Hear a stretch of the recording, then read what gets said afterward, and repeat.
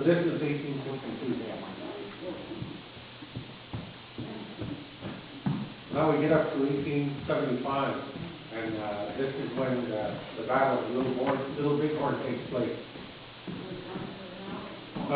If you're not familiar with the Battle of Little Bighorn, I'll give you a quick.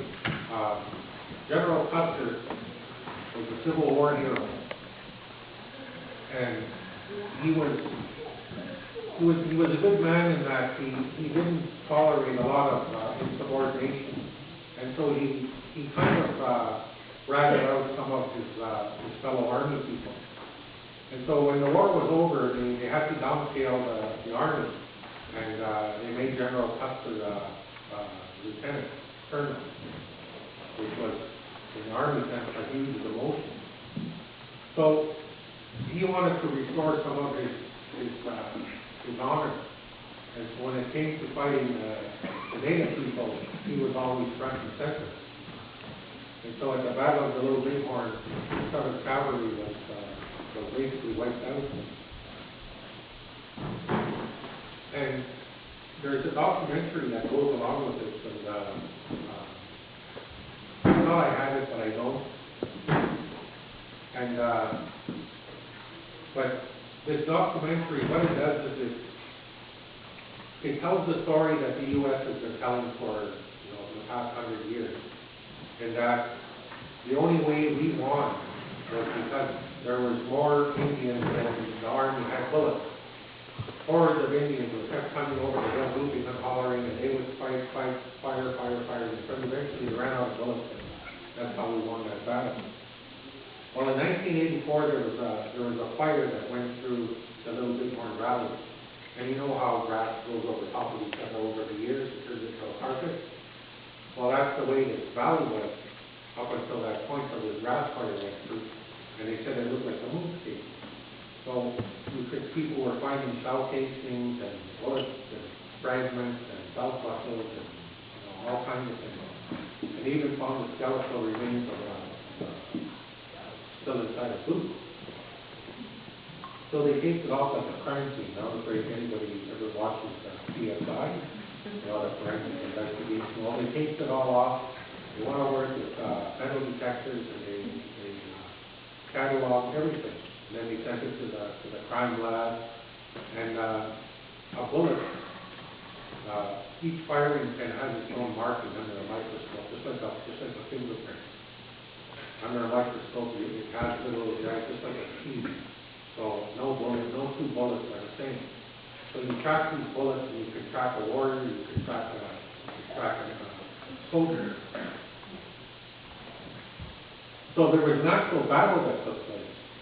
The U.S. Army fights in a certain manner. Every 12 or 15 feet yards, there's soldiers. They go in a straight line along a hill or along, and then they wait for the commanding officer to drop his arm, and they fire. And then they reload and they fire again. And when they timed it, it's integral because the rifle that they're using, they're called a Springfield top loading. Right? You pop the top, put the bullet in, close it, pop it, wait for them, fire. Same thing, unload, reload. And so if you find 12 shell casings in a little pile every 15 yards, well, we know that particular battle lasted for 12 minutes in and around. So they found the skirmish line, and then down in the bottom of the grass, they found all different kinds of shells. So they cataloged all those. And they knew that those were from the Dakota. And at that point, they were surprised that we had so many firearms because nobody was allowed to trade with us, arms or ammunition. Because this battle was going on since 1862, this was 1876 at the Little Bighorn. So they set up that first skirmish line, they broke that, they set up a second skirmish line, not as quite as organized as the first one, that was broken, and then there was where they found Custer and his men on top of the hill. So according to the story, the U.S. story, there was a huge gun battle on that hill where they expended all their bullets.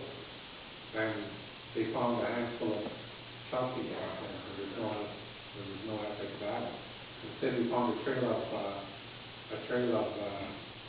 bullets going down into a ravine.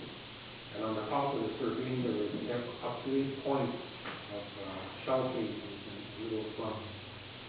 And that's where they believe that the last of the soldiers was killed in that ravine. And the other thing that they found really surprising with these firearms were that over 200 of these warriors had what they call the Henry repeating rifle. The Winchester bought them out later on, but those are the Lever action, John Wayne action. And so this was a 15-shot repeating rifle, and this you could fire off.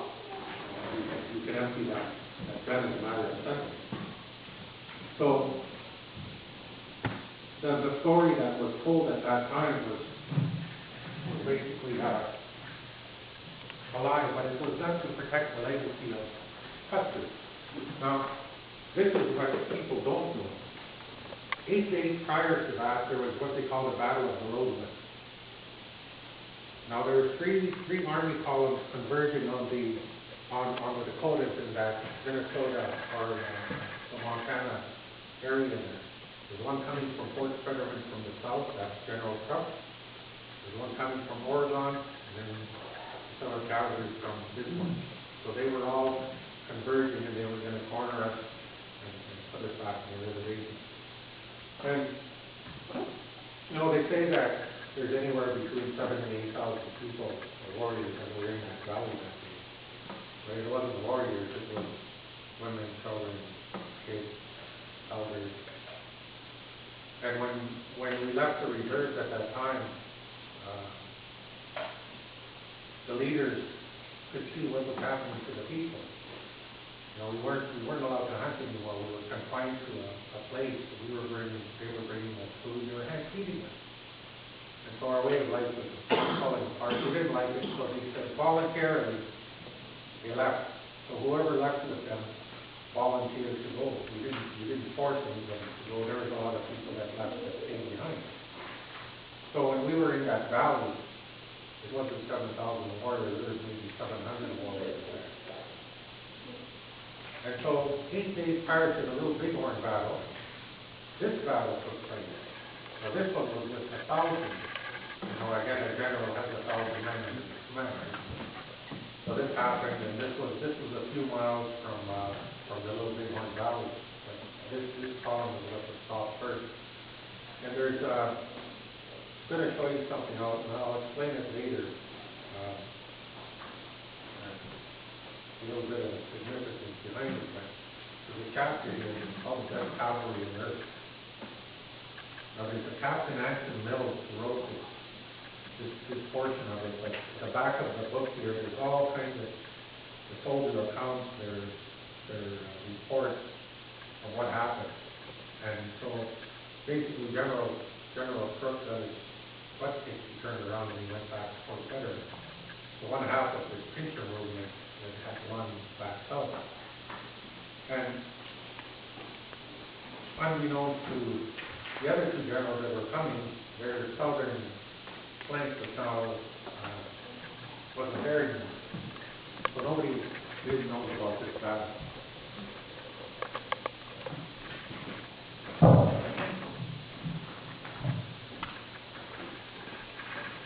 So here you see the southern border. There's an interstate that goes through the Black Hills. I think it's I-90. And that interstate used to be, it was the original trail. It's called the Peach Road. I don't know if you guys know the story, but the Black Hills were full of gold. And so that was part of the Great Sioux Reservation, it was called. And it was supposed to have been left untouched, right? But as soon as we found gold in there, the president sent a letter that said, protect miners at all costs. So they made a road one there. It was called the Peach Road. Well, that road is now I-90. In Montana and Wyoming, there's an interstate that comes up from Billings, Montana, goes down through to Cheyenne. That's the Bozeman Trail.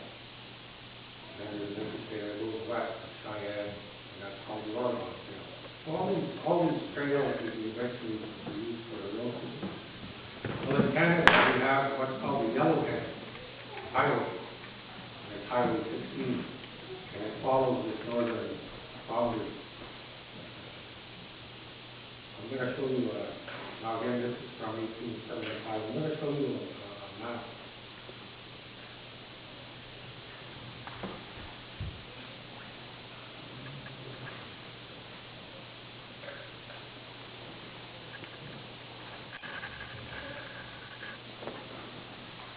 This is what the British called the Aboriginal map of North America, denoting the boundaries and locations of various Indian tribes, Manitoba, North America. So there's the map. The bottom left here says Indian Nation. Indian Nation is running east of the Mississippi. It has the Dakota or two there. Remember that the initial map that I told you, our people were all the way to the east coast, so there's a map with a good one.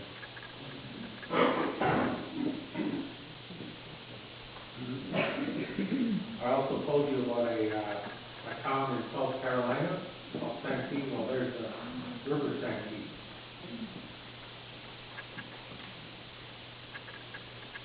And then, just so the Canadian government can't say that this is a map that was done in error. Statement of a number of Indians natives to the country west of the Mississippi east of the Rocky Mountains, as you accused the chief on 27,500. And then this is where Canada states east of the Rocky Mountains, Blacksmith and Sioux groups in the late times 30,000 people. So, if you take a look at this map, the Sioux or Dakota comes through here. There's a different, I don't know if you can make it out here, but here is the Assiniboine or Stone Indians. Now this is where Fort Garry is, which is where Manitoba was. This is Assiniboine here. This is Assiniboine or Stone, and up here is the Cree Indians. You know, Stone Indians and Assiniboine are also there, but they just give them different names. They read some of the early explorers.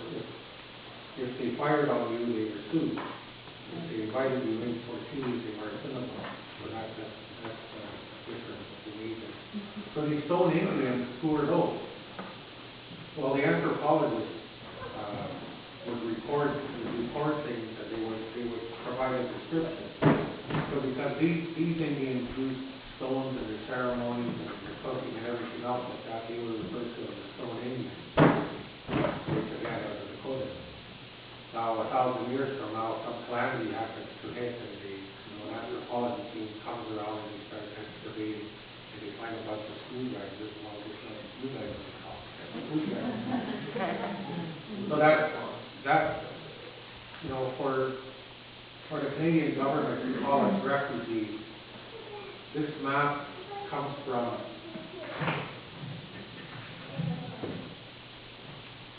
a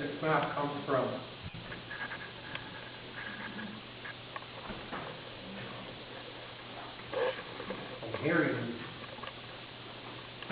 called the British Parliamentary Select Committee on the Hudson's Bay Company in 1867. Well, the Hudson's Bay Charter was going to expire in 1869. So, because the British government was the biggest landholder in the world at the time, they also had they had control of territories in India and Africa and South America. And they knew from experience that they would be able to keep those places. So what they did was they made a selection. And in here is a transcript verbatim transcript, word for word transcript of what was said at those select committee hearings. One of the fellows that was part of the select committee was John A. MacDonald. And I don't know if you know any Canadian history and all, but John A. MacDonald later became the first Prime Minister of Canada.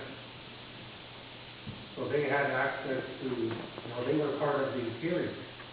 And at the back of this, during the select committee hearings, they had this map. And I showed you the Canada Statement of Defense, right?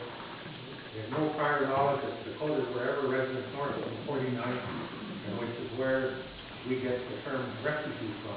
So Canada, their court case has been blown out of the water numerous times. And so when we took Canada to court, we had to submit our evidence January of last year, January 30th of last year.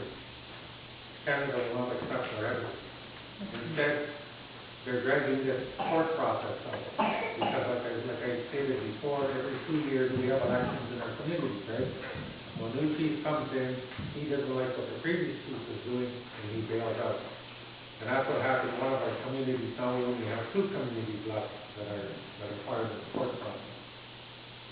Okay, so this is evidence that we've acquired. These are the actual handwritten verbatim transcripts of that time. And I showed you previously, and you guys can pass this around if you want, but these are letters of Indian League, and this is Canada's version of research done on all the time. So there's our research and there's Canada's research. Now I want to show you something here. This on the bottom here, it says Public Archives of Canada. If you go to the National Archives of Canada in Ottawa, and it's just like a library. You go there, you order, you want something, you find something on YouTube microfiche back in the day. So you wind it through a viewer thing and you decide you want this copy of this, they'll give you this and they'll put a stamp on the bottom. So the Public Archives of Canada, it's called that 25 years ago. Then it changed to the Library Archives of Canada, or Library Archives of Canada, and then now it's called the National Archives of Canada.